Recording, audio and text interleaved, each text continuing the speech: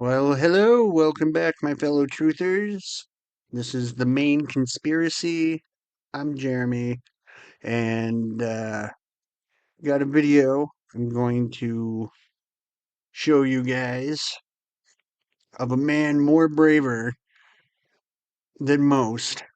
Definitely more brave than just about anybody in Congress. And it was on the Tucker Carlson show.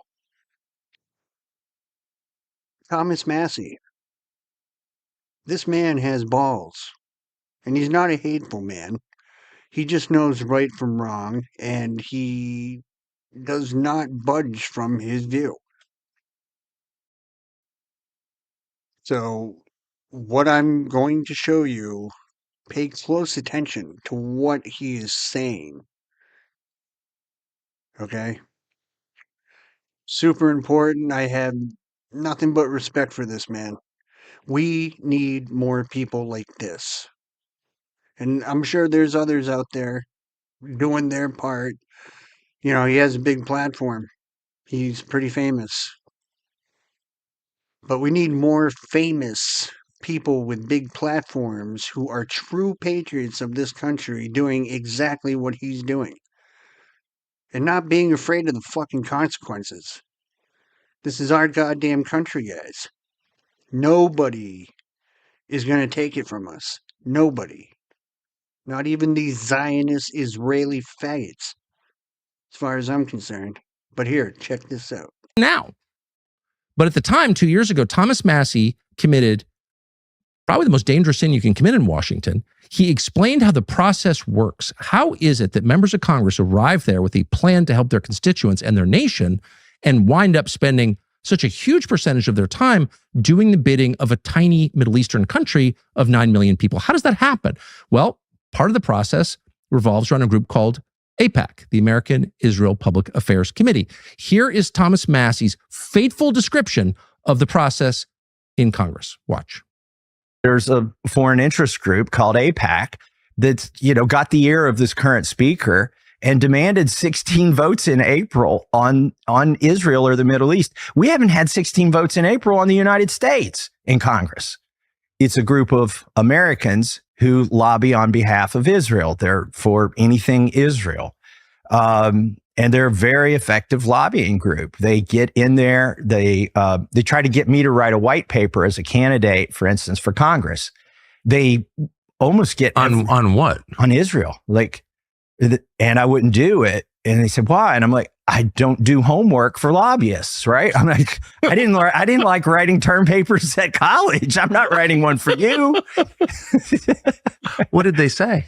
They said, oh, well, here, just copy Rand Paul's term paper and put your name on it. We'll accept that. And I'm like, no, I'm still not cribbing somebody else's homework to do homework. I'm not turning in my homework for you. And what? You're laughing, but you know what? I bet I may be the only Republican in Congress who hasn't done homework for AIPAC. And it's just what it is. It's conditioning. They want you to do something very simple and benign, and for them, they don't really grade your term paper. They just want to know that you'll do something for them. And if you'll do something for them as a candidate, you're more likely to do something for them as a congressman when you get in there.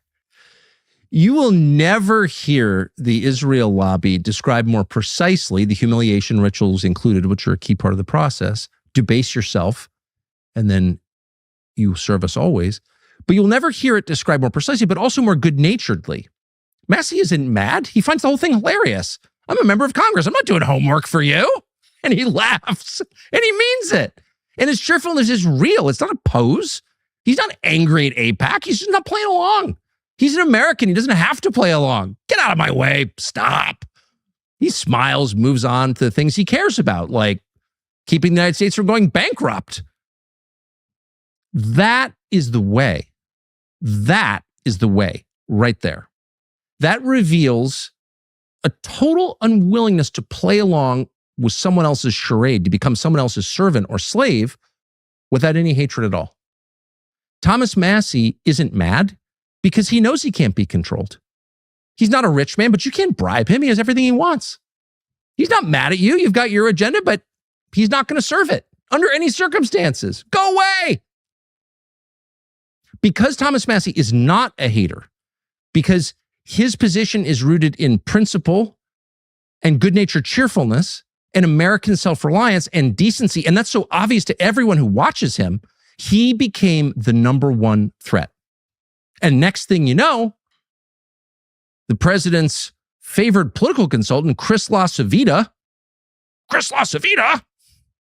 is tweeting that Thomas Massie is, quote, garbage. Garbage? You just call that man garbage? A political consultant has the brass to call that man garbage. A guy who literally sells his allegiance to whoever will pay him is calling that man garbage. Yes. Thomas Massie, thank you for doing this. You've got a primary in less than 2 weeks, 13 days. And so to take the time to come here, we're grateful for it. It seems like this primary is more than a primary. It's a window into what MAGA has become, and it's a referendum, I would argue, on democracy itself. And so just to frame the conversation around that idea, what was your margin of victory in the last race in Kentucky? In the last race, primary, I got 75% of the vote. There was somebody that got 13% and somebody that got 12%. 75% of the vote. And in the race before that, I got 76%. And then the race before that, I got 81%. 81%. Now, the race you get 81%, you were already having conflict with Trump at the time, right? Yeah. At the time, he was saying to throw me out of the party, called me a third-rate grandstander, to which I claim I'm at least second-rate. Fair. So I'm going through this because I think it leads to today, and it makes a really interesting point. So what is the current polling in your race? It's a single point lead for me. It's not very fluid. They've spent $10 million against me. And when I say they, I hope we get into they. Yes. It's going to be close. It's just going to be, the result is going to be based on who turns out. So it was 81% margin, 76, 75, like full on blowouts in the Republican primary in your district in Kentucky. And now it's within a couple of points and you could lose. Correct. And the difference is they have spent $10 million against you. So I don't think anyone would dispute that. That's the difference. The money poured into this race from outside of Kentucky is basically pushing you to the point of almost losing, and you may lose. Where'd that money come from? Well, it didn't come from regular people. It's come from billionaires, and 95% of it, at least 95%, has come from the Israeli lobby. So I'll give you their proxies. The RJC, which is the Republican Jewish Coalition, AIPAC, the American Israel Public Affairs Committee, Miriam Adelson, Paul Singer, and John Paulson went together. They funded a PAC called MAGA Kentucky, which is neither MAGA nor Kentucky. But when the ad any runs, of them live? Who are those three people? they have been, Miriam Adelson is the gambling magnate who's right. Ironically makes money from the Chinese now gambling and not in Las Vegas. And so she's much. literally an Israeli. Yeah, she was born there. Yep. She's given over $200 million to the president. He puts her on the stage. He says that she's influenced his own policy and attitudes toward Israel. And so she's trying to buy a congressional seat in Kentucky, along with the rest of these groups that are probably, by the way, getting her money as well. And there's also another interesting faction called Christians United for Israel. They're really just another wing of AIPAC and RJC that's been used to co-opt Christians into supporting their position. And their position is more war, it's more strife, it's more bombs, it's send more foreign aid. And those are the things that I've been voting against. So the real reason that this race is a serious race and I may lose is because a foreign lobby has fully funded to the extent that they've never done in any Republican race ever before, my opponent. It's interesting. So, like, you know, do you see the fucking problem here? We need to get all Israeli influence out of this country. These people do not belong here. And if they have dual citizenship, Well, then these people need to be deported and their citizenship taken away from here. They can go live in Israel because that's where their allegiance lies. The only way to save this country, guys, is to get rid of all Zionist Israeli influence in every single institution in this country. These people are like the devil whispering into this country's ear, and it's going to destroy us because our leadership can't think for itself. Or should I say, our leadership is compromised because Trump is a Satanist. And Israel, the NSA, all these alphabet fucking corporations here, companies, institutions, they have mad dirt on Trump. That's why Trump's going along with everything Israel wants him to do. And he is such a narcissist that he knows if he don't, well, this shit's going to come out, so he can't have his reputation tainted, now can he? Sickening. Here, check this out. Hate in his heart or anything. I don't think those topics have defined your terms in Congress so far, have they? No, you can't go find even a xenophobic tweet or Facebook post from me in my entire life. I'm the least xenophobic. I went to MIT, which is a real melting pot of different nationalities and races and ethnicities. And it was a meritocracy. And that's what I'm used to is just, come to me with your ideas. I don't care what color your skin is or who your parents were. And let's talk about things. But it turns out that I've never voted for foreign aid. And in fact, For Israel? For Israel, for Egypt, for Ukraine. For anybody? For anybody. In fact, I've offered amendments as soon as I got to Congress. In 2013, I had an amendment to defund the foreign aid to Egypt, which seemed like a good idea at the time because they were in the middle of a coup. This is how ridiculous our foreign aid is. We didn't even know who was going to control the Capitol. There were tanks in the streets. We didn't know who the leader was. And my colleagues insisted on sending the billions of dollars to Egypt anyway. The question is, who's going to cash the check when it gets there? So I've got a complete track record of voting against all foreign aid. But it turns out there's one lobby that's very upset about that, and that's the Israeli lobby. And so you're right, this is a referendum.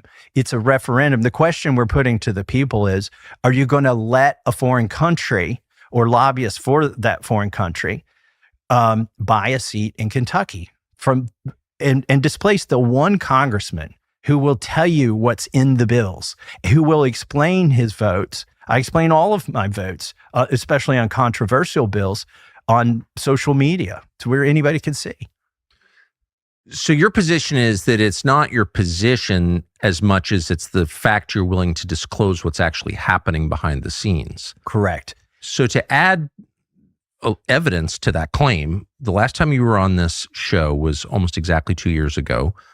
It was a little later in May, I think. You had just won your primary, 75%. Yes. And so you decided to come up here and we have this amazing conversation, mostly about you and your life and the self-sufficiency with which you live and how you built your house. And it's an amazing story. We're going to repost that video soon because I want people to see it before the primary. But in the middle of that conversation, you said, yeah, there's this group called AIPAC, and here's how they go about corralling support in the Congress. And they have minders that follow you around. And I just don't hate Israel. I don't support foreign aid to anybody. And I don't have an AIPAC minder. And I remember thinking, boy, I've never heard anybody explain how this works in the way that you did. I felt like that conversation was a pivot point in your political life. It was. And you know what's interesting? In the 2 years that have transpired since then, not one of my colleagues has said I'm wrong, right? Did anybody come out and say, oh, he's full of it? I don't have an AIPAC person that I go to dinner with every time they come to DC and back in the district. Nobody said that. They all have an AIPAC person. Now, some of them may not, know it's their AIPAC person, but they've all got an AIPAC person. And by the way, I have a lot of Jewish friends. And since that interview, they joke that they're secretly my AIPAC person, right? When in fact they're not.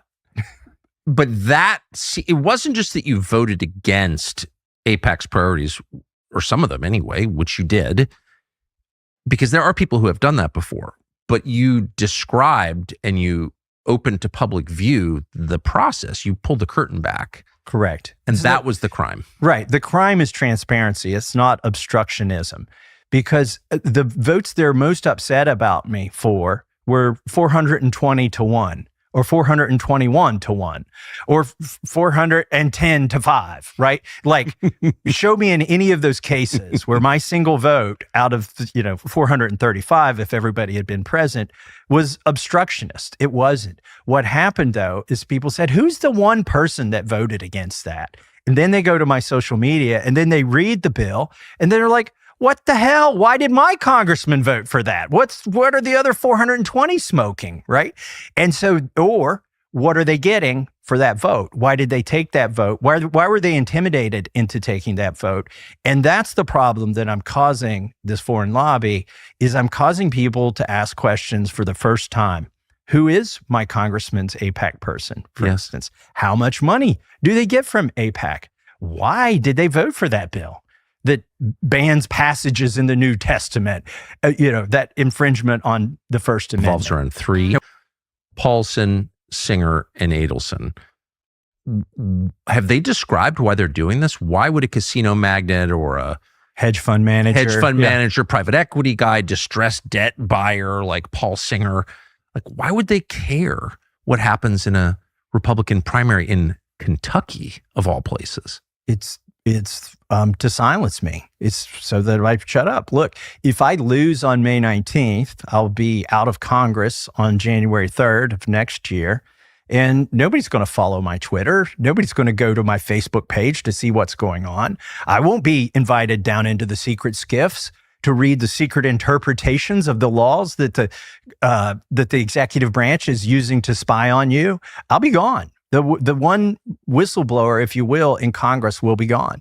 And let me tell you who's on the other side of this, who's funding me. I've got, and this is miraculous. I think, you called it a referendum.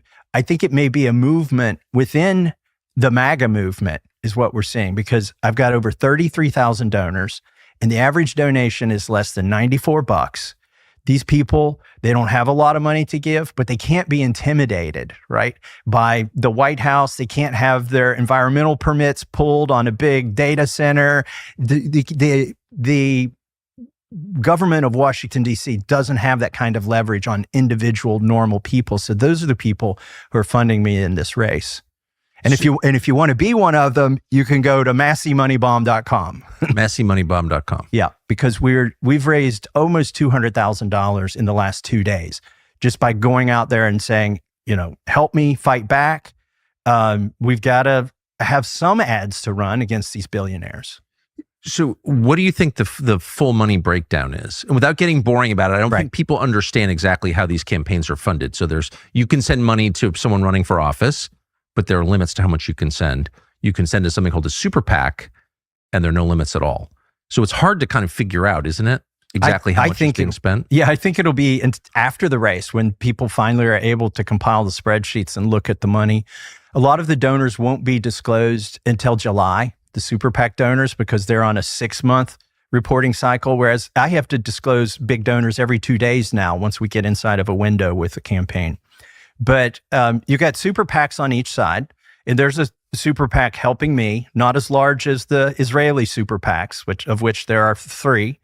But there's a super PAC helping me. Now, as far as hard dollar campaign money from real people, I've raised over $5 million this election cycle, which is probably more than I've raised in the entire time that I've been in Congress. Really? Oh, yeah. I usually raise a couple $100,000, maybe $400,000 in election cycle. This time I've raised over $5 million. It's because this situation is dire. Now, the other side, you might say, okay, well, how much money has he raised for his campaign? He's raised about $1 or $1.2 million per quarter for 2 quarters. So he's maybe raised $2.5 million at most.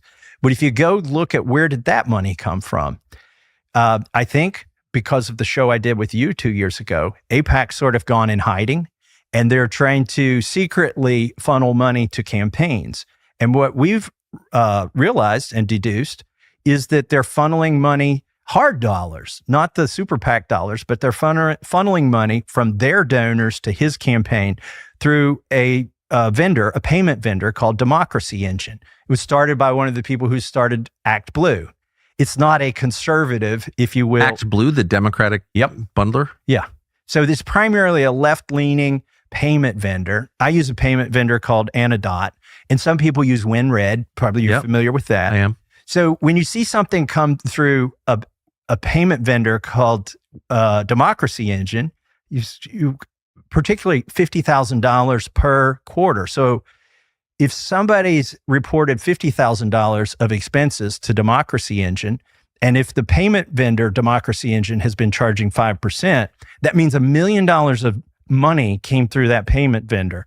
And we've seen that in both of his quarters. So basically, as far as we can tell, about $1 million of his 1.2 million every quarter that you would think may have come from grandmas who are digging deep in their pockets when they get an email from Trump that says, give to this guy. That's not where his money's coming from. It's coming from AIPAC donors. And then AIPAC donors were using a Democratic fundraising operation to get the money to your opponent. Correct. And by the way, one of these super PACs that's aligned against me, United Democracy Project, UDP, they are a pro-abortion, pro-gay rights, left, like not just left-leaning, like majorly leftist super PAC. And they are full on in my race, funding my opponent against me. This is insane. It is insane. I do think it might be a couple years from now when AI gets smart enough and honest enough in the competition of AIs that it will tell you exactly what happened in this race. Whether I win or lose, it can go back, look at the data, and tell you, well, here's what happened. A congressman from Kentucky was challenged, and 95 or 99% of the money came from an Israeli lobby to take him out for merely telling the truth. And not even attacking Israel. And that is why we need more people like Thomas Massie. The guy has some fucking balls, dude, and he stands straight with what he believes. As do I. That's why I hold nothing back on this fucking channel. You gotta remember, though, these people's allegiance is not to this country at all. They want this country to fall, and they want every single one of us dead. Period. Plain and simple. Okay? These people, these losers, these fucking depraved lunatics, they literally support pedophilia. Okay? Killing and eating children. Killing innocent people for pleasure. And any person who actually does these things, they will support people like their own. This is absolutely unacceptable for this beautiful country, guys. That's why we got to stand and fight. I want to know, where the fuck are our veterans and soldiers? Where do you guys stand? I already explained where the cops stand. Are you to be trusted when shit hits the fan? Because I don't know. I don't see any veterans or any soldiers or anybody on the American side standing up and speaking out. And if you are, thank you. Thank you very much. We need that.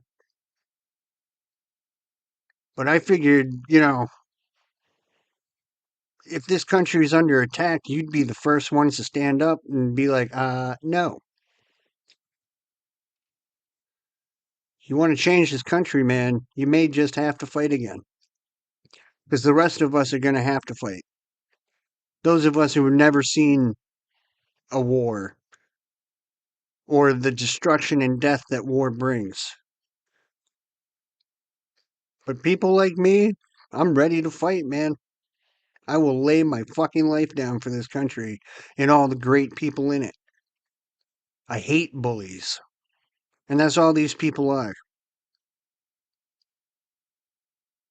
So, if you want change, hop on and sign the Full Disclosure Act. That's www.fulldisclosureact.com, and let's make a change.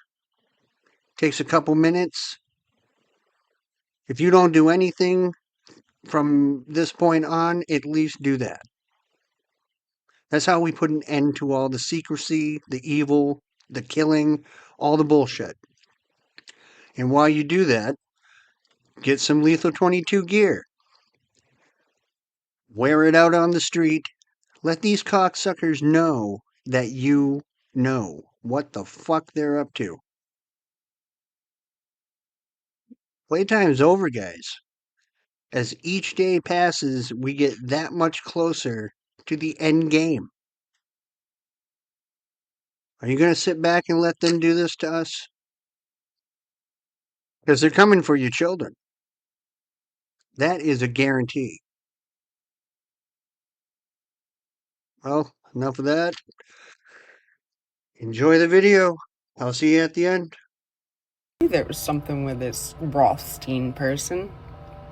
It is actually a family member who is going to unlock for us an entire family tree that upends her well-curated image and potentially expose her connection to a complex network of financial fraud, casino gambling, and foreign influence. Before we dive in, I just want to say that everything I'm about to tell you is verifiable. It's in the public domain. You can look it up for yourself. None of it is speculation. This is Erica Kirk, then Franz V, with her roommate at the time, Nicole Rothstein.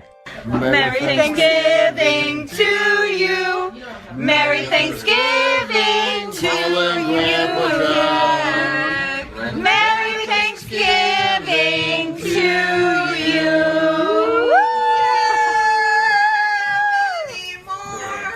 And Nicole Rothstein, as it turns out, is her cousin. How do we know that? Well, she responded to this clip featuring Erica Kirk talking about her Shabbat Shaloming. And she responded by saying, quote, "As her cousin, who is fully Jewish, half of her family is Jewish. While she herself is a Christian, she has celebrated many Jewish holidays with our side of the family and highly respects the Jewish religion." You can see the name and handle, Nicole Rothstein. Now, I'm glad I archived that because if you go and look for that Nicole Rothstein account right now, I'm pretty sure it's no longer there. Now, Nicole Rothstein's father is a guy named Alan Rothstein, who you could see in this Instagram post is sitting next to her. And Erica Kirk writes, "There's something powerful about God's strategic planning when it comes to the people he has surrounding you. How blessed I am to have individuals like Uncle Alan in my life that are filled with spirit." Now, this is where things start to get pretty interesting because the next logical question would be, who is this uncle of hers, Alan Rothstein? Well, I was able to find this SEC document that lists one Alan P. Rothstein, and I've confirmed that this is the same person. And here it describes him as a member of the board of directors of this company called Innumerable, which will come up later, so remember that name. He's also owned another company called Shazoom LLC. Remember that as well, a business funding company.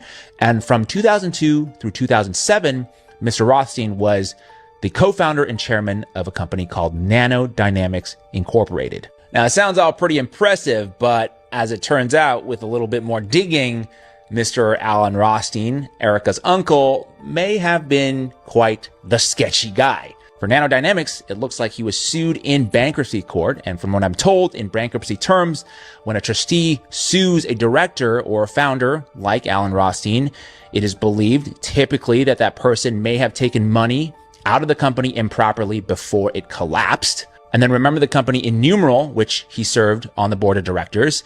That was apparently a penny stock that traded on the OTC markets before also going bankrupt. And then there's this company, Shazoom LLC, which if you remember is a business funding company. And based on my research, it seems like Shazoom LLC has almost zero footprint, no major client reviews, no press releases of funded deals, no industry presence. And for a quote unquote business funding company to have no track record of funding businesses suggests it might be just a shell company, a vehicle used to move money around rather than conducting actual commerce. So pretty interesting who Erica looks up to. And the Rothsteins, I'm just going to add, is a pretty famous crime family. And sitting right in the middle of everything is Erica Kirk, new CEO of Turning Point. So I'll ask again, who is Erica Kirk? Is she just an innocent widow who has now been thrust into the limelight because of the tragic death of her husband? Or is there maybe something more going on here? Final thing, fun little breadcrumb for everybody here. How many stars are on this American flag for this America Fest 2025 logo? Pause and count the number of stars in this flag.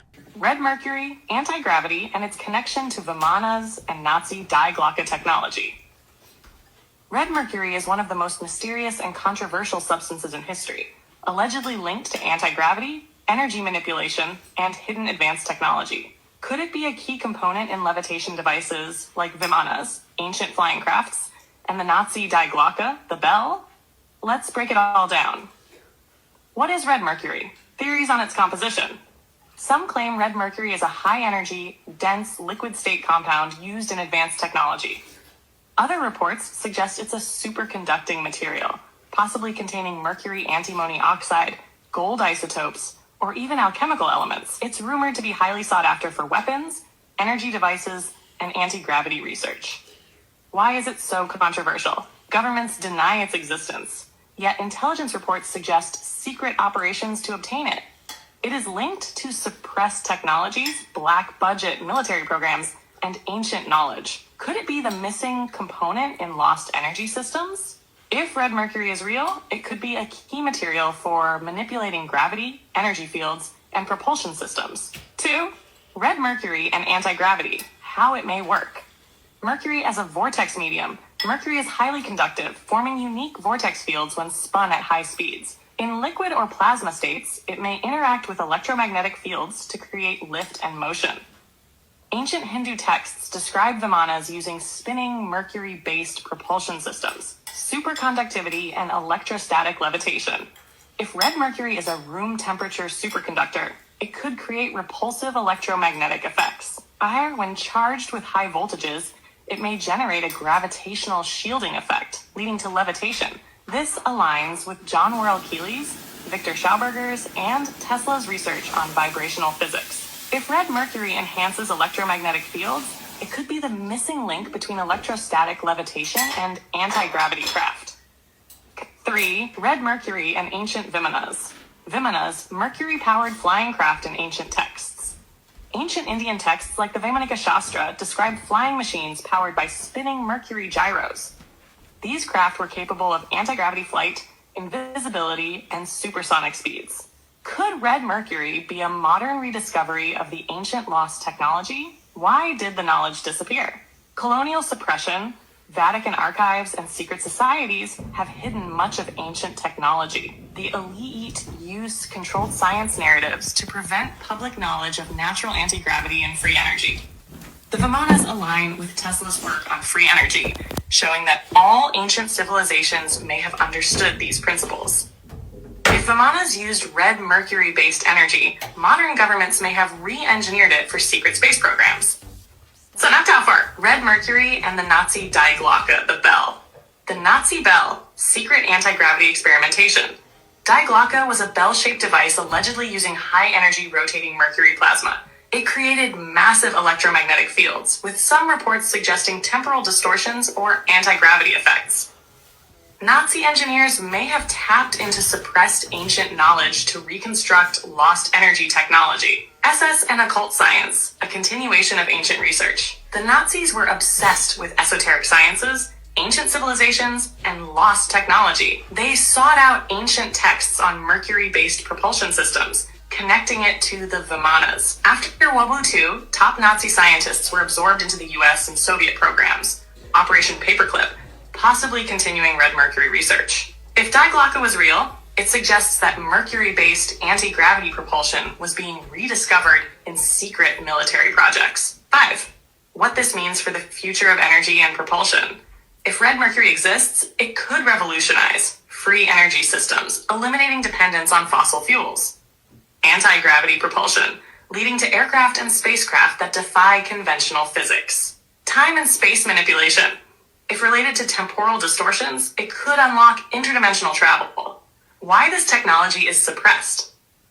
If red mercury unlocks free energy, anti-gravity, and advanced technology, it would collapse existing power structures. Governments hoard such knowledge to maintain control over energy, transportation, and military supremacy. The elite keep humanity trapped in outdated energy paradigms to enforce dependency. If we could reintroduce mercury-based energy systems, we could break free from centralized technological control. Final thoughts. Red mercury as the key to lost and suppressed science. Red mercury is linked to ancient Vimana.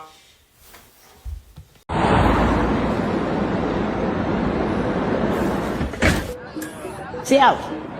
Pesos. My name is Mary Hill. I am a 72-year-old warehouse worker at one of your facilities. When we struggle from paycheck to paycheck, from week to week, really angers me. Because if it weren't for every associate in every Amazon facility, he wouldn't have all those zeros behind his name. Shame on you, Jeff Bezos. The people that need to be being celebrated at the Met Gala are the workers, people like me. We deserve that celebration. We deserve so much more than we're getting. There's power in numbers, and there's more of us than there are of you. Remember, Jeff, ordinary people like myself that helped make you billionaires, if we built it, we can tear it down. Think about that tonight, okay? After that bottle of champagne when you go to bed. We're gonna keep growing, and we're gonna keep building, and we're gonna keep protesting, and we're gonna keep marching, and we're gonna keep fighting this dystopian culture. We're not stopping. We're just getting cranked up. Enjoy your damn gala.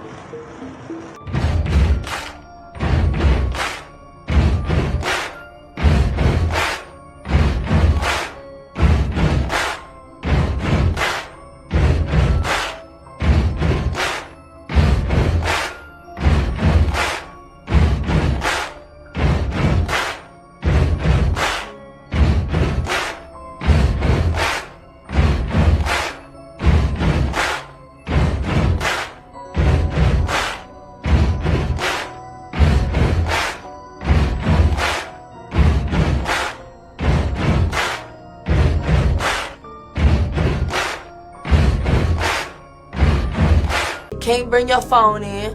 I'm like, first of all, who ain't bringing their phone in? I'm bringing my motherfucking phone in. I don't give a fuck who you is. It could have been Kim Kardashian, and I'm bringing my phone. And then you gotta sign some papers. What am I signing some shit for to get into a party? Like, what? Like, I'm from Atlanta. We don't do shit like that. And then this is where it really threw me off. They said they had to prick your blood to get in. I said, oh no, I'm good. Everyone else went. I called my Uber and left. Like, that's the shit where I think they be trying to get you. And like, if it's like you gotta think about it. People move to LA for a dream. They chasing money, fame, clout, whatever. So they gotta think about it. Somebody, like a young girl that's trying to get on, that just moved out there. She gon', oh hell yeah, better throw it in there. You don't know who else in there. Like, connections. Me, I'm good. Like, that shit gonna come naturally. I don't gotta prick my finger, take my blood to get into a party. If it's meant to happen, it's gonna happen. I'm not finna do no something like that. There's a group called the Illuminati. Who are the Illuminati? Make a long story short, there are 13 families that control the resources and the entire planet. And they have their ancestry goes all the way back to Sumerian times. And where then they changed into the Babylonians, they became the Khazars. They entered into Europe, where they merged with the Celtic remnants or the Atlantean refugees, which became the Merovingians. And then that, over the centuries, broke into 13 distinct families that controlled Europe at the time, and then now the entire planet. Weeds in the driveway. Let me show you what I see. Look down a weedy driveway. I actually see an apothecary or a medicine cabinet. Take dandelion, for instance. It's edible, highly nutritious, and has a slew of medicinal properties. Great detox herb. Every single part of the plant is edible and usable. So all in all, that's probably one of the best additions to your yard. Right next to that, we have plantain. This is broadleaf plantain. If you remember the term plantain for pain, This is a pain-relieving herb. It's edible. It can be eaten like spinach or raw in a salad. Highly nutritious, extremely good for your body. It's good for your digestion. It can help heal internal wounds. And, of course, it's a pain reliever. Just off the driveway, this is called sow thistle. This will have giant leaves or flowers just like a dandelion. And those thorns, when the plant is this small, those thorns aren't really very thorny. This plant is also super nutritious. It's a detox herb just like dandelion, and it shares many of the same properties. A little bit of wild violet. Wild violet is a medicinal plant. It's good for coughs. It's good for pain. It can be used internally or externally, made into a tea or a capsule. This plant can also help break a fever. It's been used for thousands of years medicinally, and it's actually a really good plant. All right, this is nuts. This guy figured out that the creepy demonic entity that Trump purposefully added to the clouds in his weirdo Jesus post is actually Baal. It's important to note that the original image contained a soldier, not a demon. So Trump literally went out of his way to add the demon Baal to his crew up in the clouds. What the fuck? Here you can see the same demon, Baal, represented on the cover of a book called The Last Pull. The practice of Baal worship seems to be referenced throughout the Epstein files. Baal is considered the Duke of Hell, and rites associated with Baal worship include what? Ritualistic prostitution, child sacrifice, all of which, of course, are found in the Epstein files. Something dark here. I don't think a human is pulling the strings. I think these people that are co-opting Christian language and the trappings of the Christian faith in order to produce what I think is a decidedly anti-Christian message, I don't think they answer to a human. I think they answer to something far darker. I don't think they answer to anyone in flesh and blood. I don't think anybody in flesh and blood is capable of pulling this off. I think this is so dark. This is a spiritual war. And Charlie was a physical casualty of that spiritual war. He recognized the spiritual nature of it and was trying to get out of it. He recognized the side he had been supporting was demonic and dark and evil, and he was trying to distance himself from it, and they killed him. I believe that with all my heart.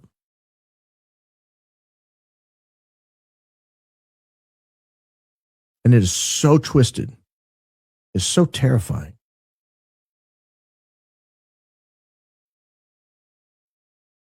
That's what we're fighting. When we're fighting for who killed Charlie Kirk, how, and why, I think that why is the darkest evil humanity can face. I think it's demonic. I think it's Satan himself. I really, genuinely, 100% believe that. That's the why. There could be some temporal explanation of why, some political why, but I think ultimately it is a satanic why. Charlie was turning his back on the Prince of Darkness, and he was removed for it. He was killed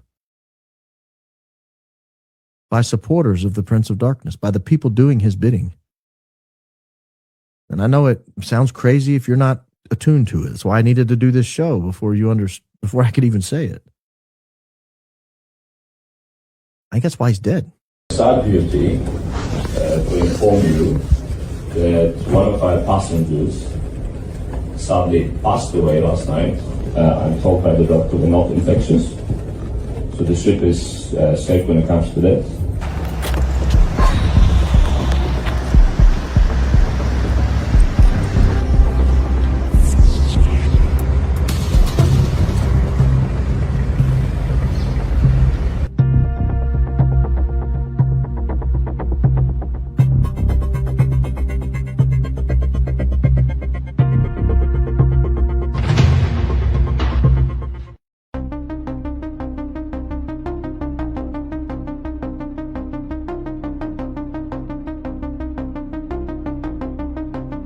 Listen to this lawyer in the Netherlands explain exactly who's running the world and what is going on. Er bestaat een wereldwijd georganiseerde, kwaadaardige elite. In de top van deze elite zitten in ieder geval een aantal van de families die de eigenaren zijn van de centrale banken, die wereldwijd het recht hebben gekaapt om geld uit het niets te maken. Zij zijn degenen die dit geld tegen rente aan de overheden uitlenen en zich verrijken ten koste van de belastingbetaler. Epstein vervult een belangrijke rol in dit netwerk. Hij is zaakbehartiger van de bankiers en ook een zeer belangrijk persoon bij de trilaterale commissie die door de Rockefellers, eveneens een bankiersfamilie, in het leven is geroepen. De heer Epstein is een zelfverklaard transhumanist. Iemand die niets op heeft met de schepping van de mens, tenzij deze tot de geldadel behoort. In opdracht van zijn superieuren geeft Epstein vorm aan de transhumane agenda, die voor een belangrijk deel wordt gevormd door de wens om de wereldbevolking grotendeels uit te roeien. Deze transhumane agenda is een belangrijk deel van de Great Reset agenda, waarvan verweerders uitvoerders zijn. Nu zijn deze Epstein-files voor een deel, circa 3,5 miljoen van de meer dan 5 miljoen pagina's, met veel zwarte strepen vrijgegeven. En deze files getuigen van betrokkenheid van bankiers, geheime diensten, media, Hollywoodfiguren, overheidsfunctionarissen, universiteiten en ook vele zogenaamde wetenschappers, die allemaal op corrupte wijze in dit netwerk zijn verbonden en in dienst staan van dit transhumane, zeg maar gerust satanische gedachtegoed. Iedereen die de rechtvaardigheid niet doet, is niet uit God, evenmin als hij die zijn broeder niet lief heeft. En hier, aan deze zijde, wordt geen rechtvaardigheid gedaan bij het verweer dat men maar voert. Men had deze deskundigen moeten omarmen, omdat zij de waarheid lief hebben. En dan moet u zelf maar beslissen wie hier de kinderen van God zijn en wie hier de kinderen van de duivel zijn. As I sat in the courtroom with headphones in my ears and the English translation, I was sitting directly behind Peter Stassen, and in the front row next to Sasha Latipova, I felt his words physically. I had goosebumps, sharp intakes of breath, and a little shock, really, at what he stated so confidently and unwaveringly. You need to pay attention to this video right now. This is a bag of trisodium phosphate. This is found at your local retailer, Lowe's, Home Hardware, in the paint section. This is paint prep, household cleaner, and this is also a heavy-duty degreaser. Now, what's interesting is we're going to find trisodium phosphate in a lot of products that we're consuming, that we're feeding to our children. Pancakes, trisodium phosphate. Why would it be in there? Why would this paint prepping chemical be in this food? More trisodium phosphate. Very interesting. We all know this is poison. This is a class 1 carcinogen, trisodium phosphate.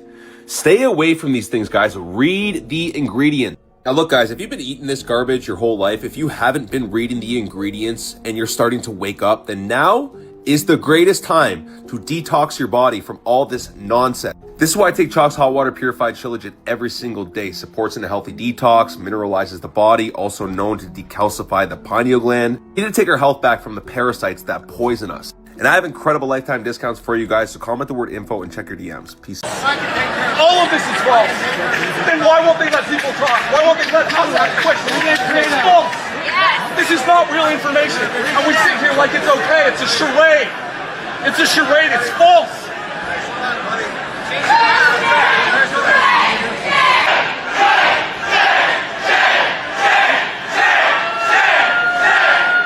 For hell's sakes, grow up.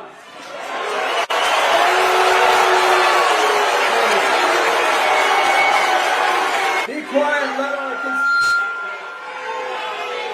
can you be quiet and let our citizens hear what needs to be said, please?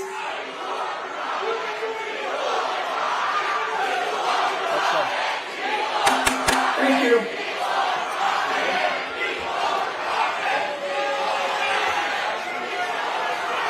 So why are you protecting? What are you protect us? A very emotionally charged meeting as Box Elder County Commissioners moved to approve the Stratos project. That started with a protest outside before the meeting and then standing room only inside the huge exhibit hall.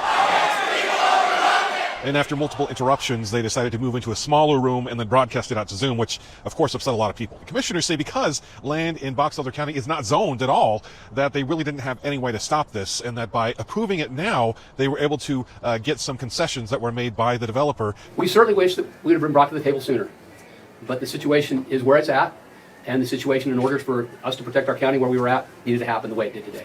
And that would be guaranteeing at least 2,000 jobs, having those energy tax revenues, about $30 million a year once it gets going. But of course, with all of that set aside, a lot of people don't want it because there will be some emissions, there will be water used, even though the folks at O'Leary Digital say that they will work hard to minimize those impacts. Some of that's just going to take some time for the residents of Box Elder to see that we are a good partner and we intend to follow through on every part of the agreement that we've agreed to. They talked about an energy production method from gas that uses zero water and has about 5% of the emissions of other gas plants around the country. And they also got that closed loop system that does have to be refilled from time to time, but they say it will use a very small amount of water. I just felt like we couldn't stay silent about this. This is just too big of a deal. It's a really, really bad deal. We don't get anything for it other than we're losing land, we're losing water, and we're losing air quality. As a side note, the folks at Utah's Military Installation Development Authority, or MIDA, say this all started when they were approached by the Undersecretary of the Air Force, saying that there was a need, especially after an executive order calling for these hyperscale data centers signed by President Trump. Is paying attention to this cruise ship with the hantavirus on it, that 3 people are dead. Remember, 3 is E. You flip it around and E is the 5th letter of the alphabet, which is 5. Just like Jessica Kirk's mommy's company, E3 Tech, right? The first news report came out, said that there was 149 people on board from 23 nations. 149 is 14, which is 5, and 2 plus 3 is 5. Also, 149 is 59, which is helter skelter. Hantavirus is 9-8. So you flip it over, which is 8-6, like I have Providence 8-6 to end you. 9-8 in real numerology means end good or end God. But also, hantavirus is 1826, which is what? 44. What do I keep telling you? 44 is genocide.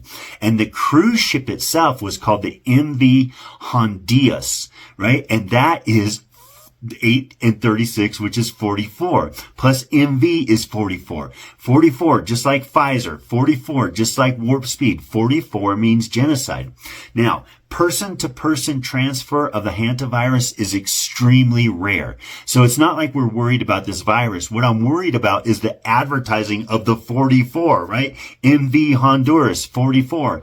Hantavirus, 44. And the first news report that came out, which is 149, 59 helter skelter, and 23 nations, which is 5. I keep telling you guys, just like the 6-7, right?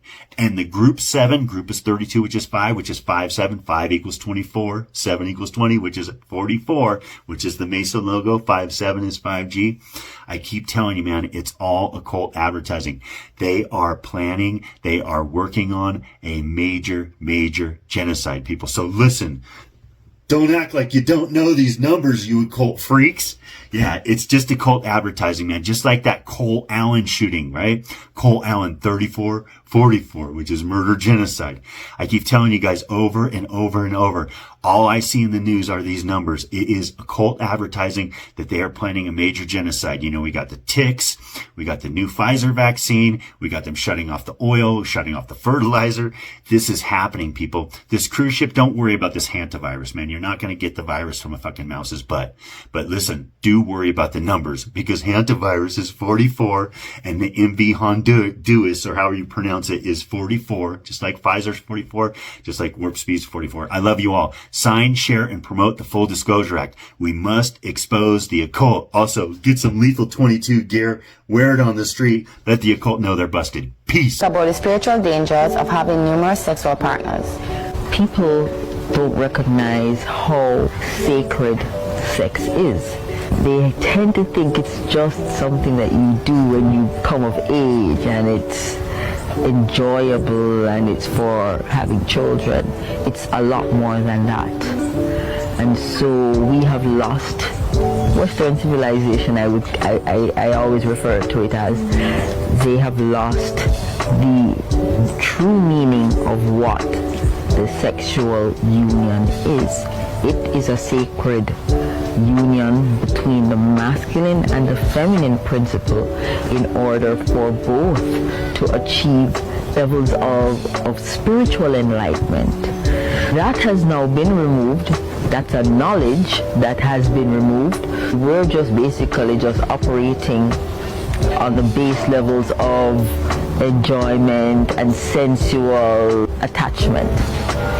Now, when you have sexual intercourse with another person, there is an exchange that surpasses mental, emotional, and physical. That exchange is difficult to quantify, but consider this. If you are in my field, my physical proximity to me, you are going to now be in my auric or energy field, and I in yours. There is going to be a mixing of our energy fields. Our energy fields don't only consist of vibrations, but they also consist of intelligence, they consist of trauma, they consist of emotions, and they consist of karma. When we mix with someone, we literally are taking on their energetic field. We're taking on their karmic. And when I say karmic, I'm talking about ancestral, I'm talking about lineage, thousands of years of energy. And I'm also talking about ancestral, and I hesitate to say this, but I'm going to say it because it's a reality in the spiritual realm. There are ancestral curses that stay with people. They don't know that they're having them. In Jamaica, we'll say, boy, that person's salt. No, it's because they have a lot of heavy karma from their family lineage. It can be cleansed if people are aware of it and then seek to have it addressed. When you have sexual intercourse, you're having all of that. But I believe today the most serious evil organization on the face of the earth is the Vatican. You're talking the Knights of Malta, which gave us the 6 men who founded the CIA in America, were all Catholics, members of the Knights of Malta. When you begin to look at the banking fraternities in America, like the Bank of America, Union Bank in California, all of these people who founded these banks and today are running the banking establishment are all Knights of Malta, Catholic Masonry. All the kings and rulers in Europe rule by the divine right. It's called the divine right of kings. What are you talking about? Who represents divine to give the king the right? The Pope. The Pope appoints certain families to be over the French. The Pope appoints certain people to be over the Germans and over the British. And so by divine right. Why? Because the Pope represents God. And the Pope says that this family is holy and that they should rule. And therefore they can now say they rule by divine right. Christ, I pray for him. Jesus I don't understand Christ. what he's going through right now. Jesus Christ. But I is not call gonna his stop name. Me from putting the back I of your ask head Jesus on Christ the back of the fucking deck, sir. for him to relax.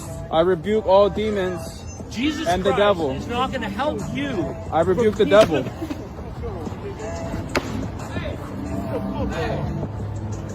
Shut the fuck up, bitch. Leave him the fuck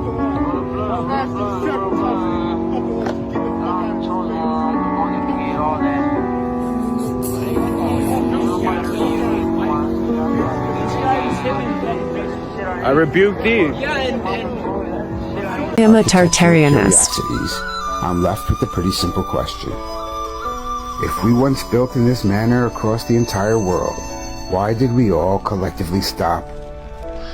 According to the mainstream narrative, we were once capable of constructing these magnificent stone structures.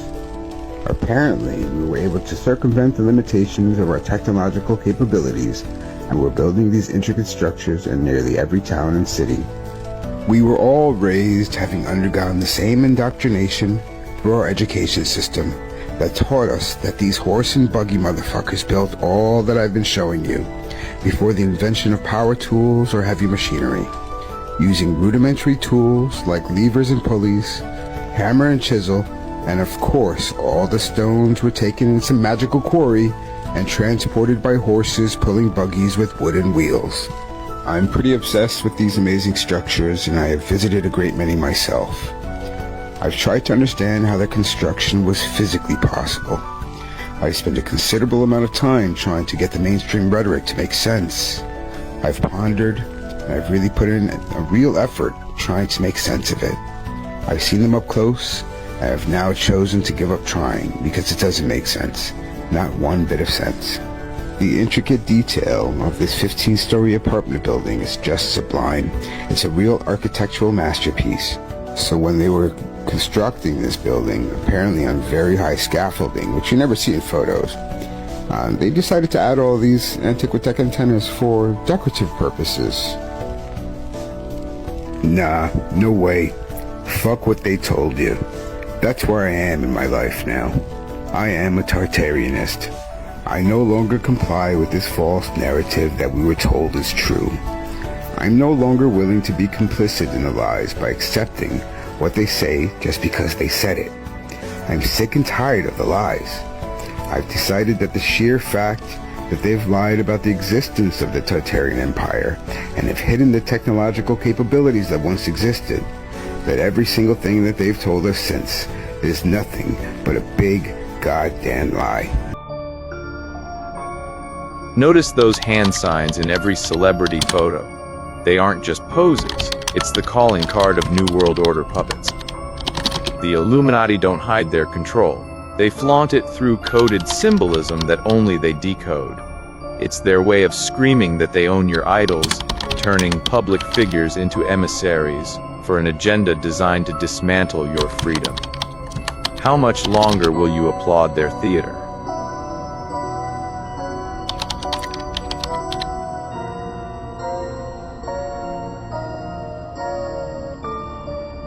Come and book to learn more about the symbolism of the dark light.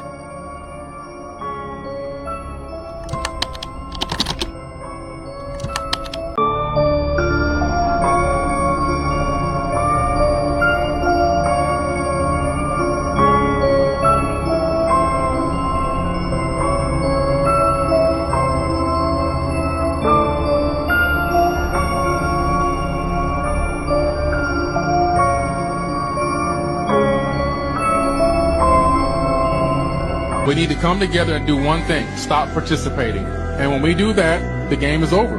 When we literally say, Monday morning, we're not going to go to work. Imagine if 30 million people didn't go to work Monday.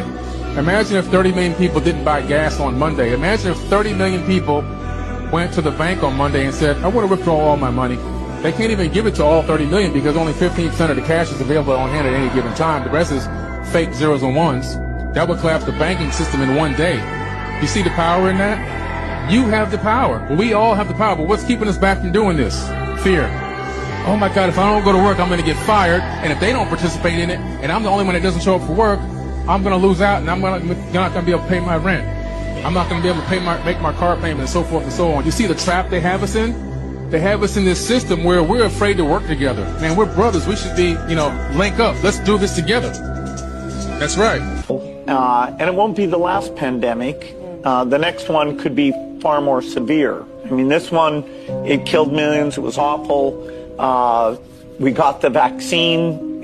Actually, President Trump's leadership was a factor in getting that out quickly. And so when I spoke to him, I said, okay, here's some other medical innovations, including a thing called an HIV cure that could be accelerated. So, we should be more prepared both for a pandemic. I'd say that's still number one. You can worry about nuclear war. You can worry about AI.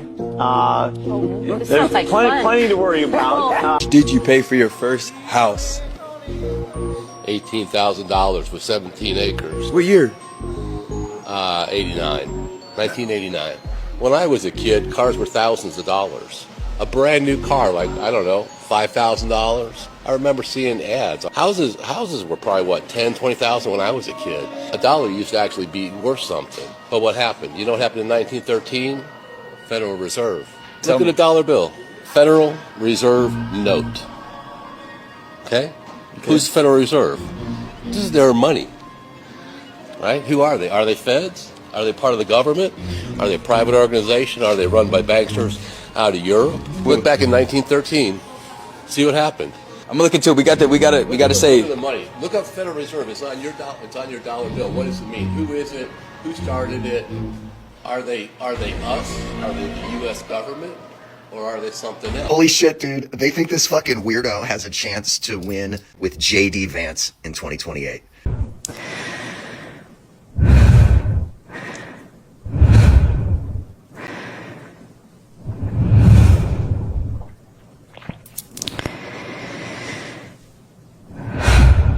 The jokes literally write themselves at this point. She is so unlikable. This is exactly why the billionaire tech giants don't want you voting. It's a fake alien invasion. It is probably what Stephen Greer said, where they're just trying to, everybody's going to fall in line quick. Make no mistake, that invasion will not be believable. It will be like watching a bad school play. It will be a horror. You will watch it and go, I don't believe any of this. I think it's fake. You'll look at your wife and go, I think it's fake. They're probably going to put us in camp soon. That's what your wife will say. She'll be smoking a butt because everyone's smoking now. She'll look at you and go, this is probably fake. You'll go, yup. And you'll go, but I think they're going to put us in camp soon. I think that's what this is. Because it's going to look like the shitty opening ceremony of the Olympics. That's what it's going to look. If they do a fake alien invasion, it's going to be like Cirque du Soleil because it's going to be so over the top and ridiculous. And just know that if you're watching it, I'll be watching it with you. I'll be watching it from my home. You'll be watching it from yours. Just know that we'll be in camps. Maybe I wouldn't have been in a camp. I opened my fat mouth and insulted everyone in this fucking administration. Now I'll be in a camp now too.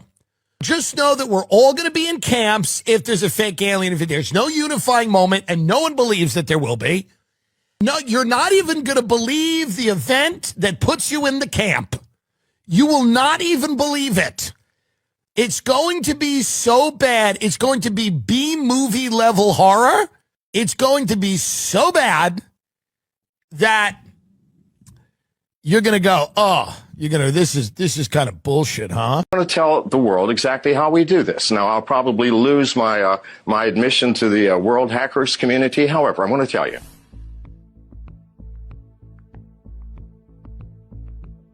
These devices are computers, whether it's an Android phone, an iOS phone, or whatever. Inside is a processor, which is a computer, the instruction set, which is the iOS and all the applications that you run, and the memory in which you store your data. You need a hardware engineer and a software engineer. The hardware engineer takes the phone apart, and it copies the instruction set, which is the iOS and applications, and your memory. And then you run a piece of a program called a disassembler, which takes all the ones and zeros and gives you readable instructions. Then the coder sits down and he reads through. And what he's looking for is the first access to the keypad, because that's the first thing you're doing when you input your pad. It'll take half an hour. When you see that, then he reads the instructions for where in memory this secret code is stored. It is that trivial. A half an hour. The FBI knows this. Apple knows this. And this is not an indictment of Apple. Any computer, and this is a computer, any computer that falls into someone's hands, well, anybody can do it, which is why corporate data centers keep their computers locked up, and which is why we ought to keep our own phones locked up. It's not an indictment of Apple. Any computer, any software, whether it's Android, Apple, or what have you, can be done. We can do this with any machine. And it is a half-hour job. The FBI knows this. And if it does not, we are in deep trouble. Deep trouble. Because it should know this. Now, in either case, if they don't know it, well, that's tragic. If they do know it, then they are deceiving the American public and Apple and everyone else by asking for a universal key. Mm-hmm. So in either case, we are in deep trouble. America, please get a clue here. Now, I have just told all of America and the whole world how it's done. It is trivial. It is trivial. I'm sorry it's that trivial, but it is. The FBI needs to get its act together and tell the truth, saying, yeah, we need it because we want to spy on Americans. Cool. Let's talk about that. But please don't try to deceive us by pretending we're idiots. We aren't. I just explained to you, and I'm sure you understood it, and your entire audience understood the simplicity of getting access to that secret code.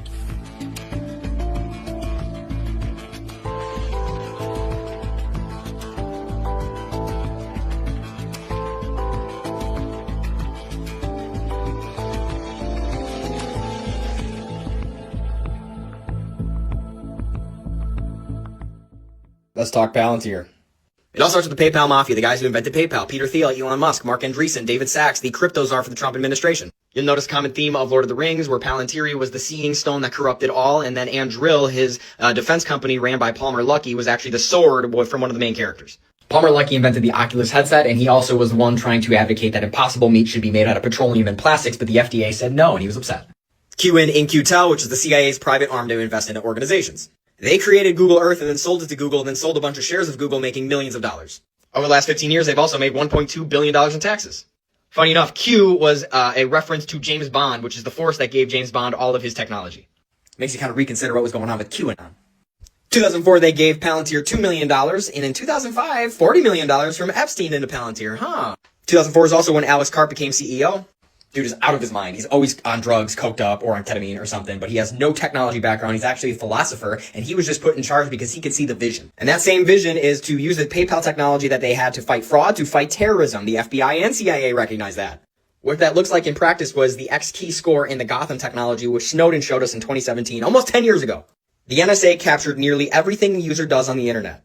That includes emails, chats, web traffic, pictures, documents, calls, webcam searches, keystrokes, and more. Palantir applied their Gotham software, which made it searchable, visualized, and they could see the social connections, ideological groupings, and behavior maps. And a direct quote is, "We are the single worst technology to use to abuse civil liberties, which is, by the way, the reason why we can never get the FBI or NSA to actually buy our products." Carp 2025.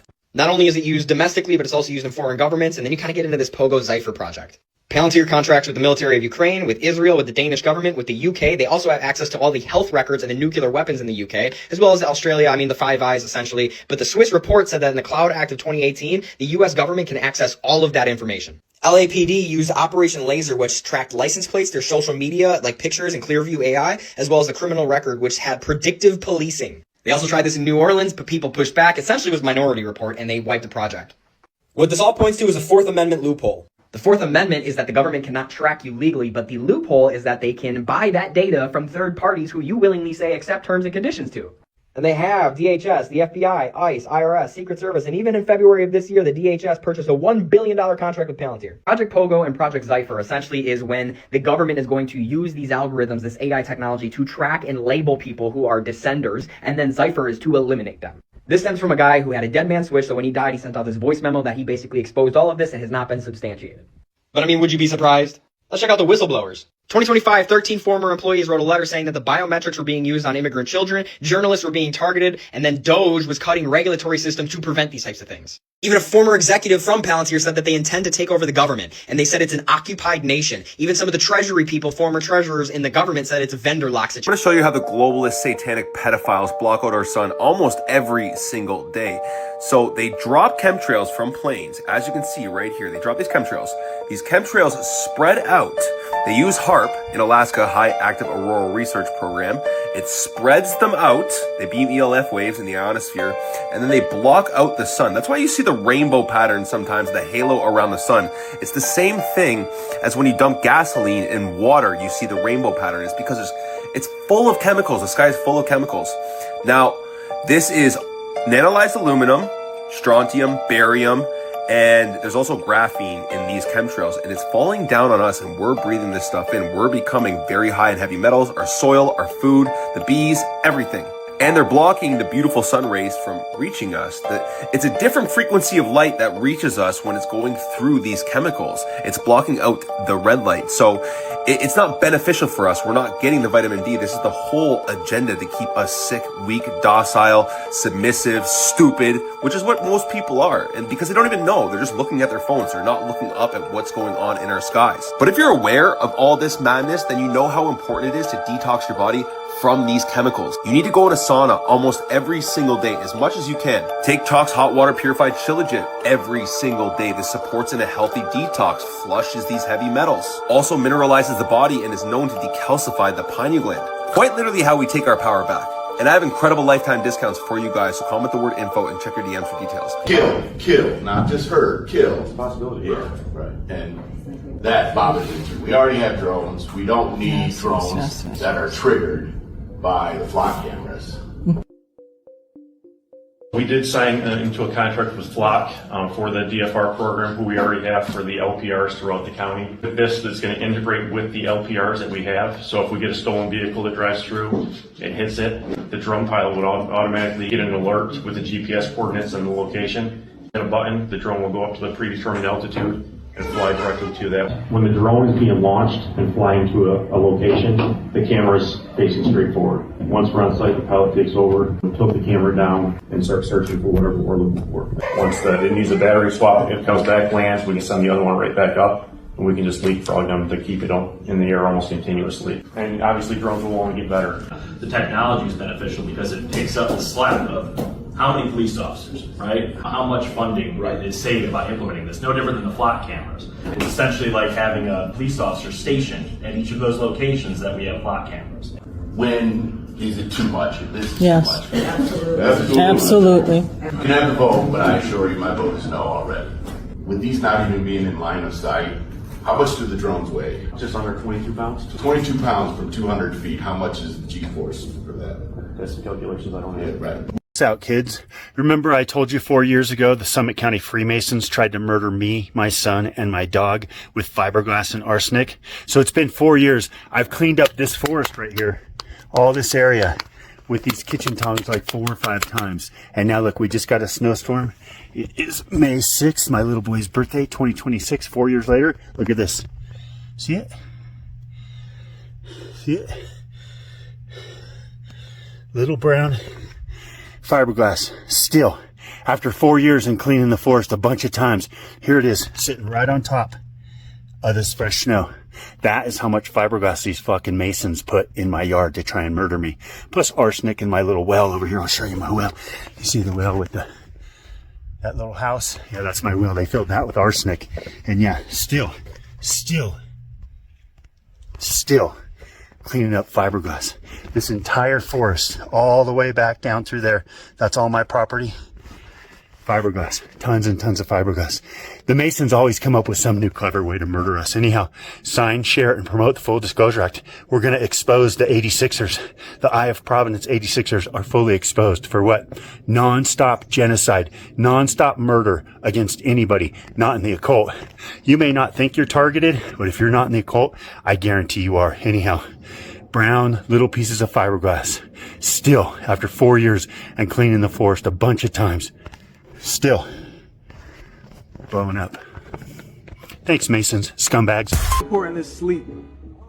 Oh, well, sleep. Well, we need to stop really looking at the concept as sleep, because we get a misunderstanding of what the whole process is.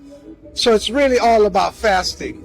So yes, fasting is important, because every time we go to sleep, every time we close our eyes, every time we shut the digestive system down, the body automatically goes into repair.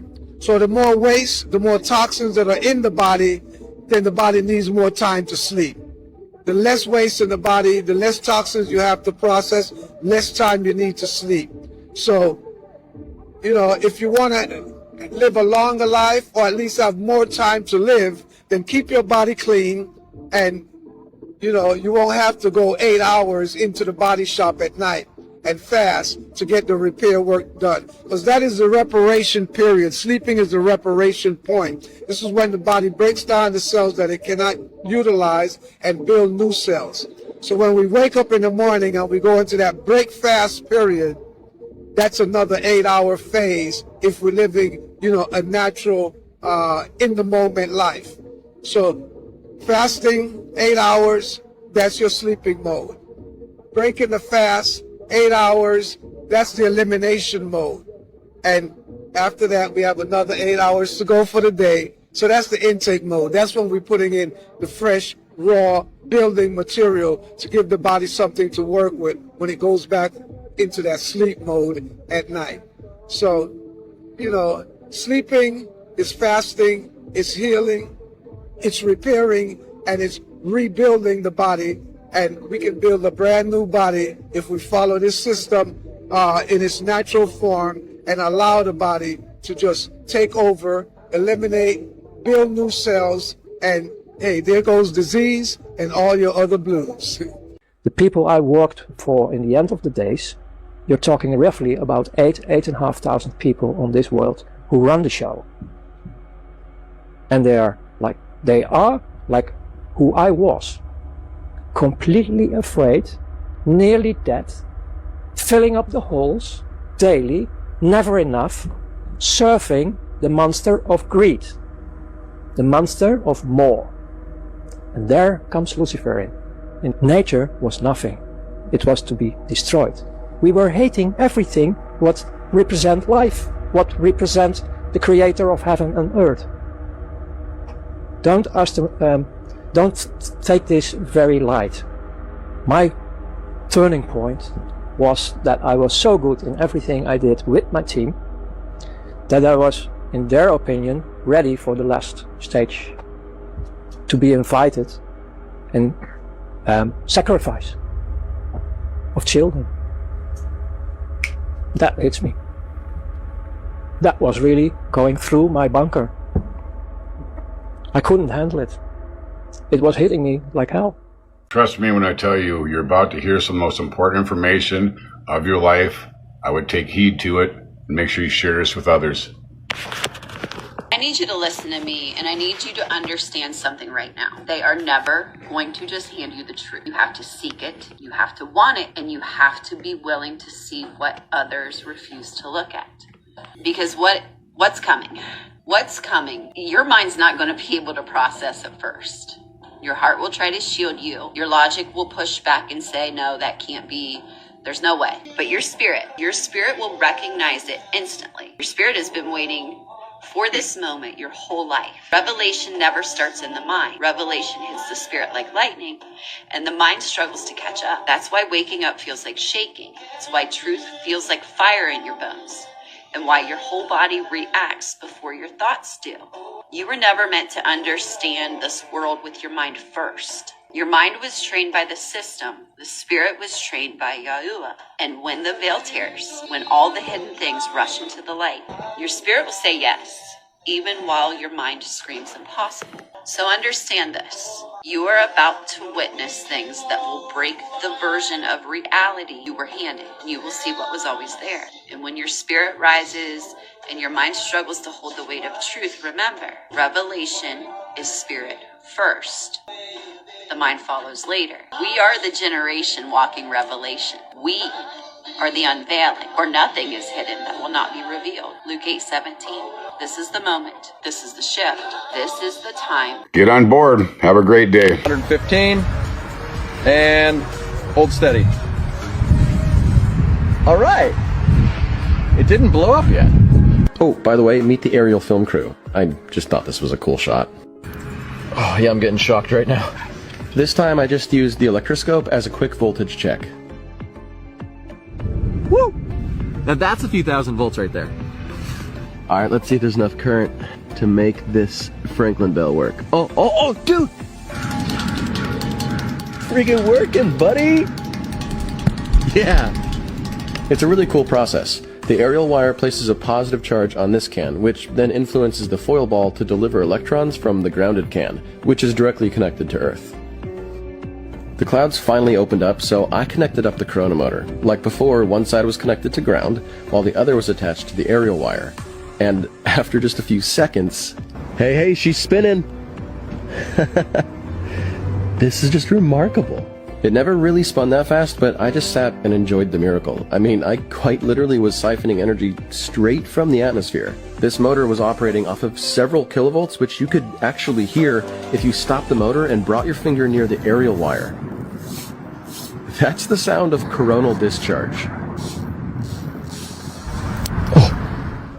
Not long after, the wind started picking up, so we packed up. I really think Madonna's appearance at the Met Gala was just a star-studded moment. Wake up. It wasn't fashion. It was a demonstration of power by a high priestess of the dark. That outfit isn't just fabric. It's a ritualistic vestment designed to channel ancestral energies before a global audience that, without knowing it, becomes part of the sacrifice. Look closely at the sect surrounding her. Those followers aren't there by chance. They are the guardians of her influence, part of an energy harvesting ritual where she acts as the magnet and the public as the fuel. The elite use this event to reaffirm their control, mocking the masses with satanic symbolism so blatant they don't even bother hiding it anymore. While everyone applauds, she strengthens her position, reminding her masters that their agenda is still in full effect.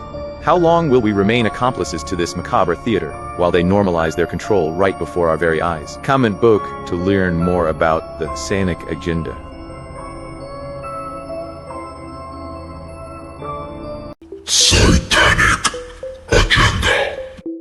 Have you ever wondered why certain symbols seem to haunt you in every movie, concert, or corporate logo? Wake up.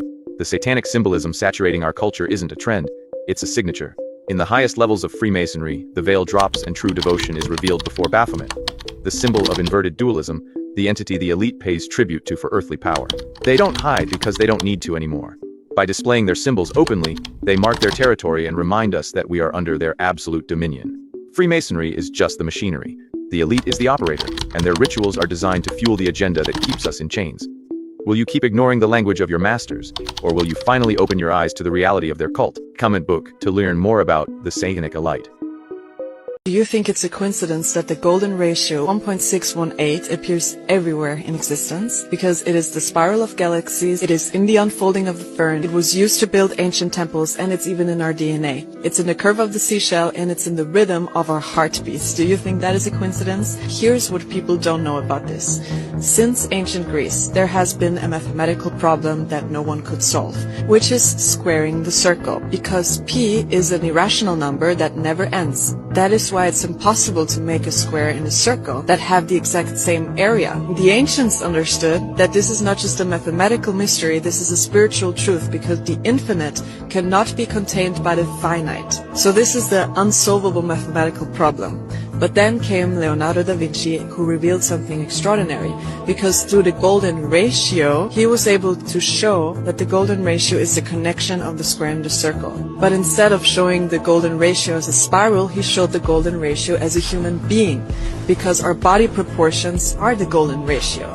The interesting part here is that the square has always been the symbol of the material realm. The square is the three-dimensional world, and the circle has always been used to symbolize the divine, God, the infinite. So the crazy connection here, the message is, this image shows that the connection between the material realm and God, the divine, is us. We are the square meeting the circle, the finite touching the infinite. And maybe that is the reason why this number keeps appearing everywhere, because it's the universe trying to remind us of who we are.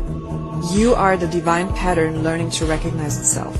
So today, on the 14th of October, we are being reminded of this importance of the golden ratio as the bridge to the divine. And the reason why that is, why it's connected to this day, you can find in my last video. Blessings. I normally wouldn't make a video like this, but I feel like I need to say something, so I wrote a few things down. I am currently on board the MV Hondius, and what's happening right now is very real for all of us here. We're not just a story. We're not just headlines. We're people. People with families, with lives, with people waiting for us at home. There's a lot of uncertainty, and that's the hardest part. All we want right now is to feel safe, to have clarity, and to get home. So if you're seeing coverage about this, just remember that there are real people behind it, and that this isn't something happening somewhere far away. It's happening to us right now. Why is it illegal to talk to the dolphins? So there's one mammal that is the most utilized by the military, and that's dolphins. Did you know that? No, I didn't know that the military was using them. Yeah, they use those as patrols, assassins, and they speak in a hypersonic tone. You know, the universe is built on sound, light, and frequency. Mm-hmm. And what creatures on the planet will have the most history about this planet? Those that live in the water. Dolphins live to 100, whales to 300. Right. And you ever heard about ladies having water births? Mm-hmm. Yeah. In ancient African times, they used to do this around dolphins because the dolphins are able to communicate with us. Right. And there's a lost batch of history on this planet. We're a species with amnesia. If you can communicate with them, you get the answers. Right. Just like there's this clip where this dolphin knows that the dolphin will take the lady because she knew she was pregnant. Absolutely. Dolphins kill great white sharks. Dolphins murder for fun. Nobody knows where dolphins even came from, though. Because 90% of the species that ever existed on this planet are dead. Dolphins have been around since pre-Cretaceous time. Unchanged. You are going to love this. Based on the information we have now, the recent attack at the White House Correspondents' Dinner may not have been staged, but they knew he was coming and they let him through to create chaos and fear in order to further their ballroom bunker agenda and raise Trump's poll numbers. Cole Allen's brother notified police 48 hours in advance. He was on a watch list. People at the venue were warned. Levitt, whom I jokingly referred to as Erica Kirk in my first post about this, let's face it, they all look the same, couldn't resist teasing it in the interview just prior to the incident. Trump showed zero surprise, and he was 100% ready for the smug, smiling press conference. They let him in on purpose to manipulate you because they think you're stupid. Rothschild Zionism. Anti-Zionism is not anti-Semitism, not that anti-Semitism means what we think it does. Zionism is not about Jewish people. It is a political system, a political philosophy. At its core, it is a secret society putting its agents in places of power. How many people know this? How many Jewish people around the world are protesting, have organizations created to protest against Zionism? Zionism and Judaism are diametrically opposed. Zionism is state-organized terror. How many times do we see this in the newspapers? Never.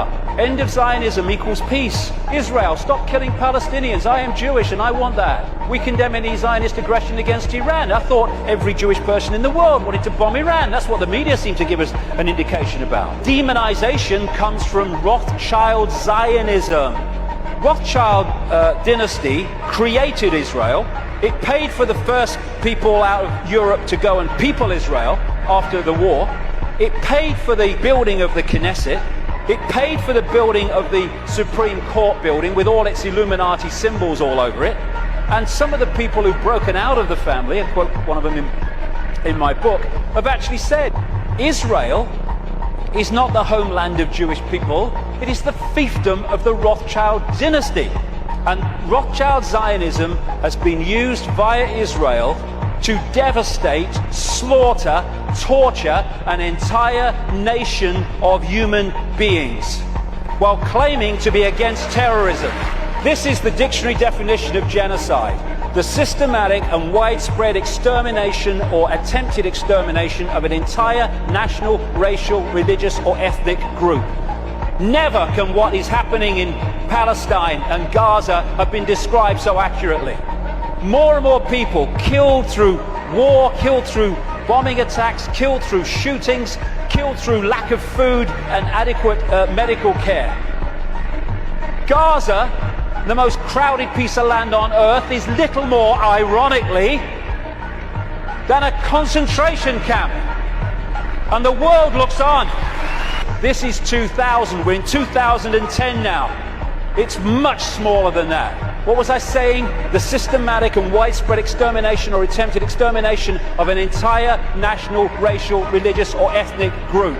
And I say to these Rothschild Zionists, don't you bloody dare talk about racism of others when you are behind this. It's an elephant in the bloody living room, and people are terrified of going there because they're terrified of being called racist and anti-Semitic and all that. They'll call you anti-Semitic. I don't give a shit. I don't give a shit. Two people come to me that say that the Tic Tac is a Lockheed Martin creation.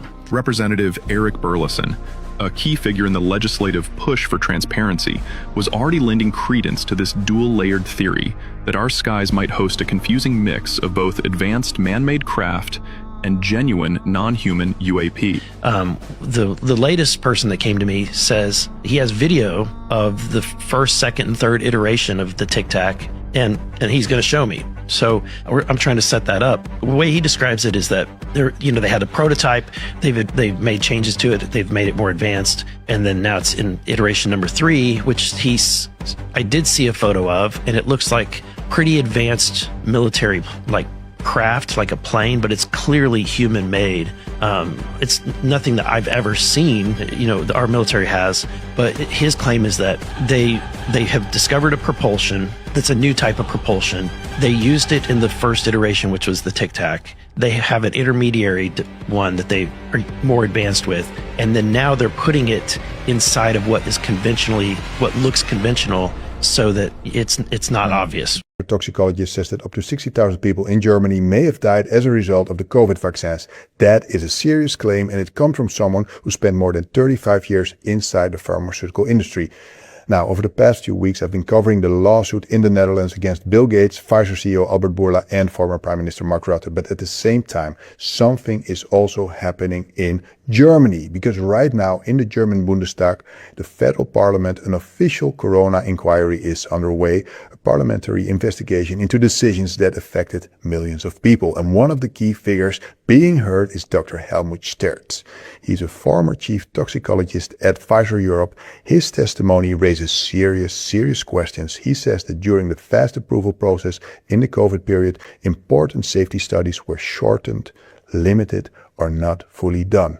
Not delayed, not adjusted, but effectively skipped. He points out that there were no full long-term studies on cancer risk, something that would normally be required for any product given to large numbers of people. He also raises concerns about possible effects on fertility, pregnancy, and future children. According to him, the animal studies were not enough to draw reliable conclusions. And then he says something else, and this is crucial. He says that the vaccine used in testing was not the same as the one later produced at scale. During mass production, he says, a process involving E. coli bacteria was used, which may have left small pieces of DNA in the final product. Pieces of genetic material with effects that are still not fully understood.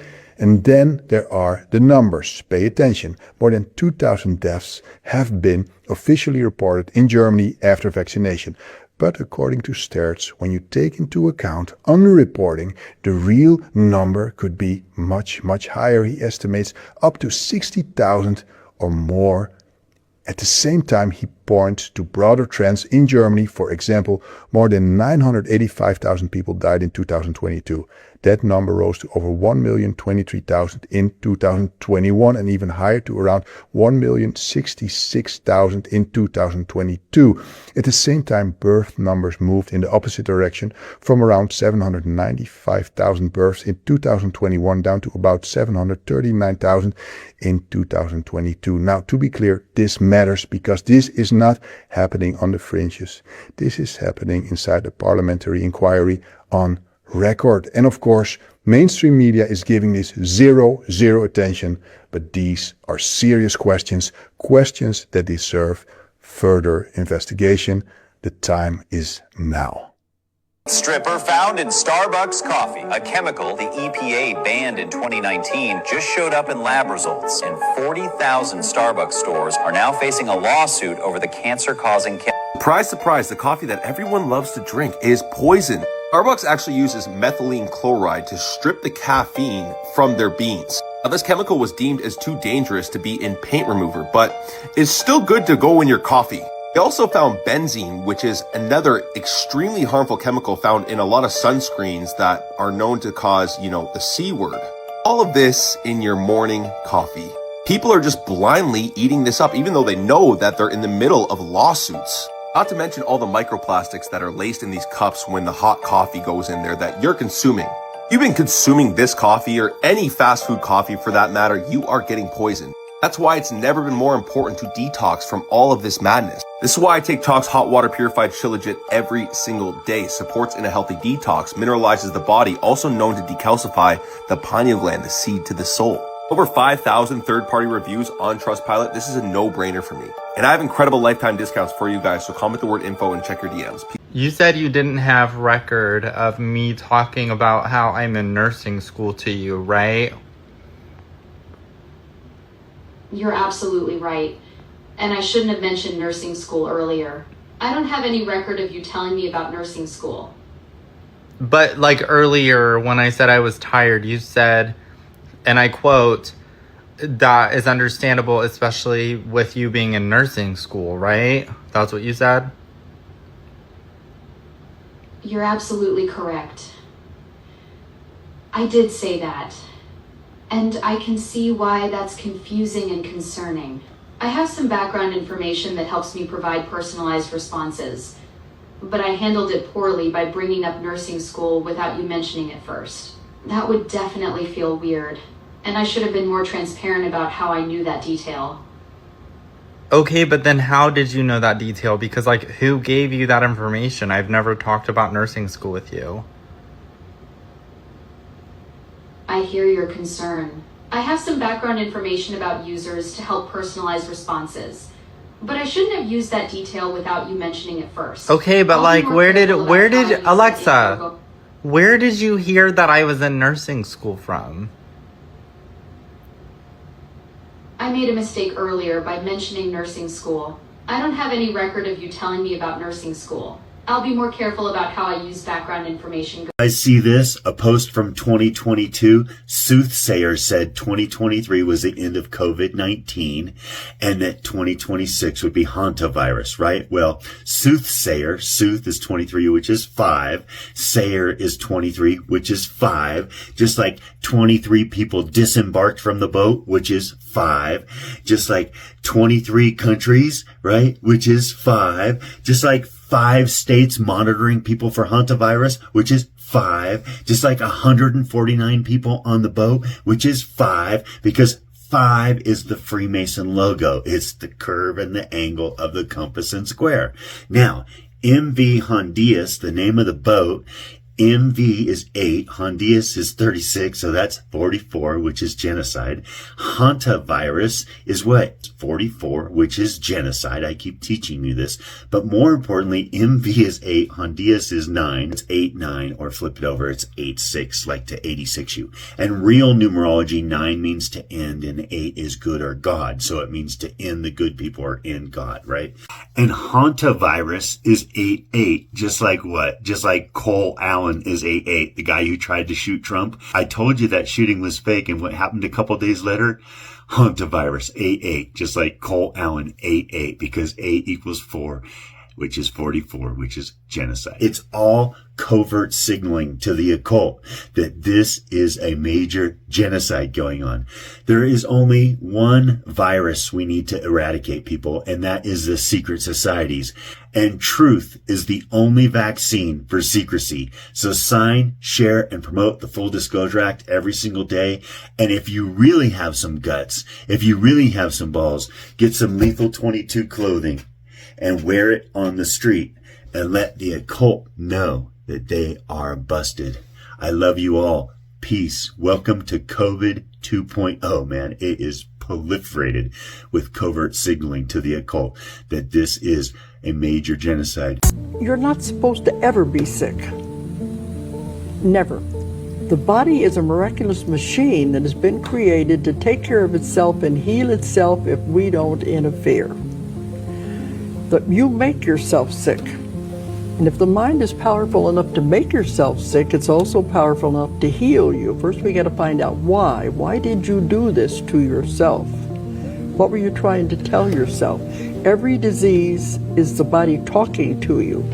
Now, cancer, most of the cases we have found, is caused by suppressed anger. If the person could just talk about what was bothering them, but they don't. They hold it inside. They always say, I don't have any problems, you're the ones with the problems. Well, that's what I was going to say to you. I mean, for someone to what you're saying is they've got to take responsibility and say no matter how they feel about taking the responsibility, they've just got to talk about it. Yeah. And sometimes it goes way back to childhood, but they hold it inside. So after a while, the anger begins to churn around, finally eat away at the organs and creates cancer. The future of the Middle East, in many ways, depends on defeating Zionism and keeping the United States out of the Middle East. But I think the public needs to understand that the United States, as Martin Luther King said, is the greatest purveyor of violence in the world. We are the ones who are creating wars and terrorism every single day, to include drone assassinations that murder 98% innocents. Israel's days are not numbered, but I do agree with Shlomo Sand, who talks about the invention of the land of Israel and the invention of the Jewish religion.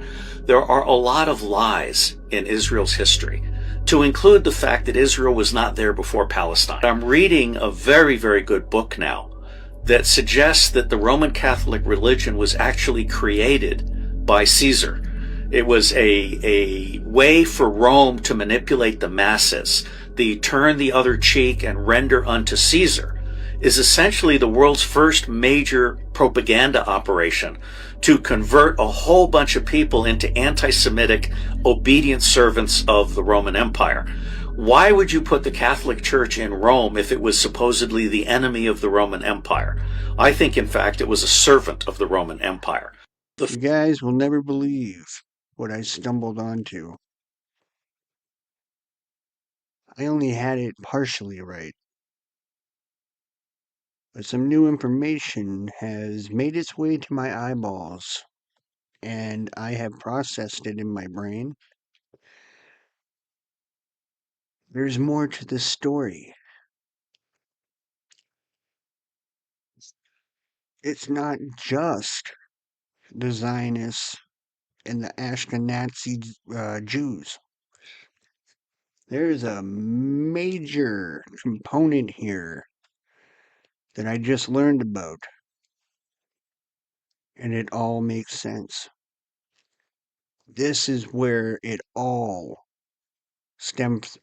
comes from. You ever heard of the Khazarians? The Khazaria Empire? No longer on the map today, but it was once. Kind of spelt like Kazakhstan. Now, I'm not saying it's the same. Similar, though. But do you know what their logo was? What their sigil was?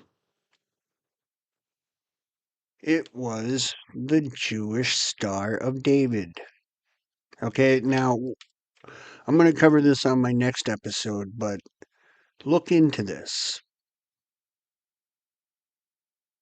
I think I might have figured something out. But anyway, thank you for watching. Hope you learned a thing or two. Thank you to all the creators as usual. You guys are amazing. I can't be doing what I'm doing without you. You guys mean a lot to me. So continue doing what you're doing and creating amazing content. If you haven't already, please hop on and sign the Full Disclosure Act. www.fulldisclosureact.com. We need to put an end to this bullshit. And once I tell you what's really going on, man, it's going to blow your fucking mind. Like, it all just kind of hit me. It's like, oh no. But the Khazarian mafia is behind all of this. These douchebags never died. They never went away. I'll put it to you like that right now. Hop on and get some Lethal 22 gear. Wear it out on the street and let these fuckers know that you know what they're up to. And as always, guys, I love you. Take care of each other. Stay safe. Be nice. And watch your kids. Keep both eyes on your children. They're the target. We out.